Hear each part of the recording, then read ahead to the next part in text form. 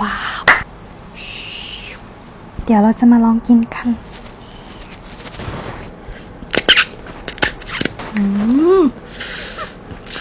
เส้นมันเด้งมากทุกคนสีสวยมากนี่วุ้นเส้นต้นน้ำเมนูจับแชร์วุ้นเส้นเกาหลีไปลองซื้อตามกันได้